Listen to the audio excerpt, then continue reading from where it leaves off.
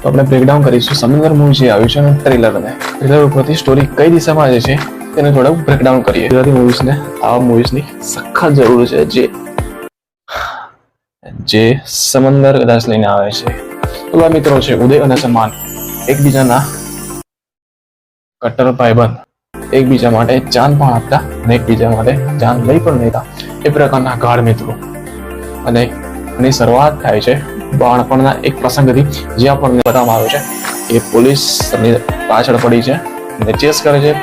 શું કામ કે એમને કોઈ મર્ડર કર્યું છે, કાં તો કોઈ એ પ્રકારનો ગુનો કર્યો છે, કોઈનું લોહી તો પાડ્યું છે, અને પૂરી દે છે જેલની અંદર.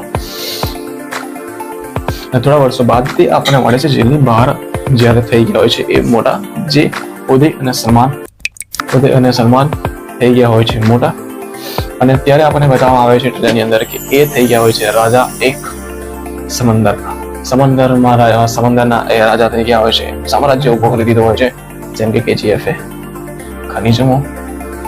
એ પ્રકારે અહીંયા બતાવવામાં આવે છે કે સમંદરમાં એ વેપાર કરી દીધો છે, વેપારથી પોતાનો વેપાર ફેલાવી દીધો હોય છે ચારો તરફ. અને વાહવાહી થઈ ગઈ હોય છે. કોઈ પણ આ બેના વચ્ચે આવ્યું તો આ બંને વચ્ચે આપણે ટ્રેલરમાં બતાવવામાં આવે છે કે આ બંને વચ્ચે ડિસ્કશન થાય છે.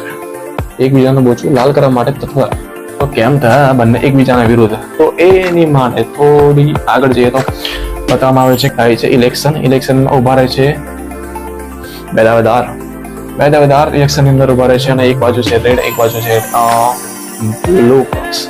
અને આઈ થિંક અને મારું થોડું મગજ ચાલ્યું અને મારા માઇન્ડ સેટ પ્રમાણે મેં થોડું એ વિચાર્યું કે આની અંદર એ બંધ વસ્તુ હશે કે એક બાજુ છે ઉદય જે હિન્દુ પક્ષ લે છે, મતલબ કે હિન્દુ જે ઉભો રહ્યો છે એનો પક્ષ લેશે, અને બીજી બાજુ જે મુસલમાન ઉભો રહ્યો છે એનો પક્ષ લેશે આપણો સલમાનભાઈ.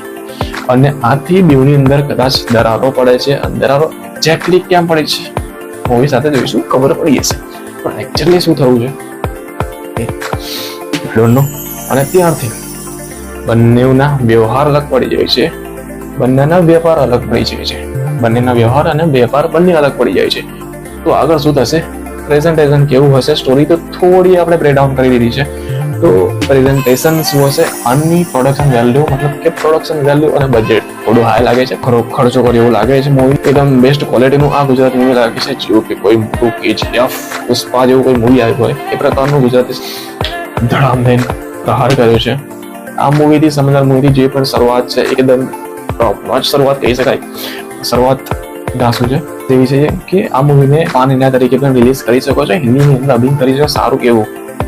સારું એવું કેમ કે કસુંબો પિક્ચરનું જે ડબિંગ થયું છે મારા ખ્યાલથી ક્યાંક ને ક્યાંક નિરાશ કરશે.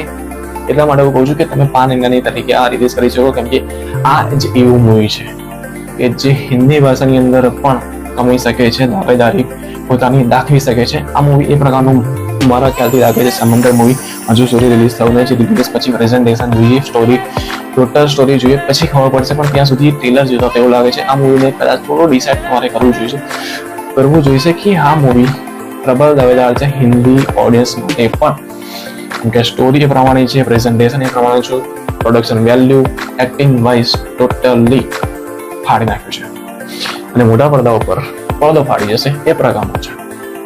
તો ટોટલી ઓવરઓલ સમંદર માટે એક્સાઇટમેન્ટ લેવલ હું વધારું છું. નિરાશ ના કરતા મહેરબાની કરીને.